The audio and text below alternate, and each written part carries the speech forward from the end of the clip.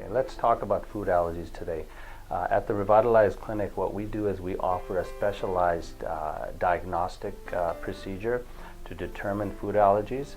It's a simple procedure done through a blood test. We take a small amount of blood from your arm, send it to a lab. From that sample, we can test you for about 100 different foods. And we can tell you quantitatively what your allergic reaction is.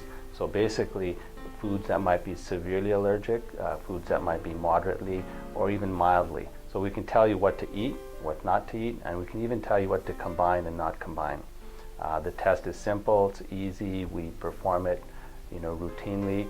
From the results, we'll tell people exactly what their specific food requirements would be, or foods that resonate well with you.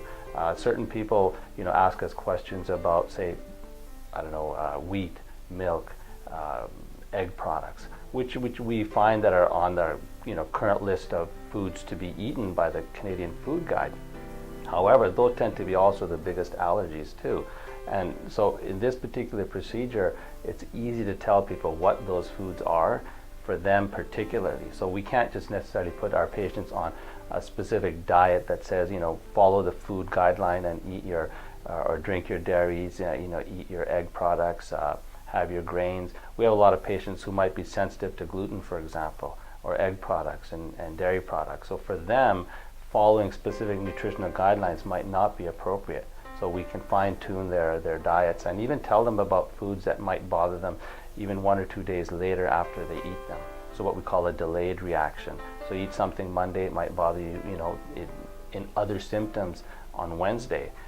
Symptoms that you normally don't connect with food allergies. So it's not always a question of feeling stomach pain or having digestive complaints. Sometimes people get issues with headaches, with rashes, for example, focus, concentration. We've had cases where young children with food allergies have even attention deficit-like symptoms, so mood behavior disorders, things of that nature. So what food allergies can manifest in a person varies dramatically. How quickly a reaction happens also can vary. People react to certain foods within minutes. Other times they may react to foods 2 or 3 days later. So that's why I really like this test, is it quantifies food intolerances, but it doesn't just tell you what bothers you immediately. We can tell you things that might affect your health a few days down the line. So those are called delayed hypersensitivities. With the particular blood test that we do, we kind of start at around the age 3 mark, something like that.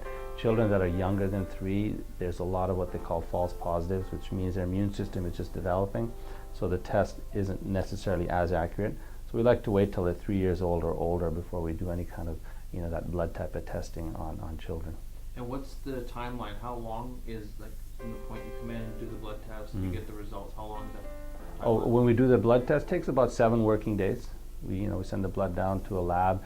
They'll send the results to us. So within a week and a half, we have the results, and we have patients come in and we consult them with the results and give them a dietary rundown that's specifically tailored to your immunology.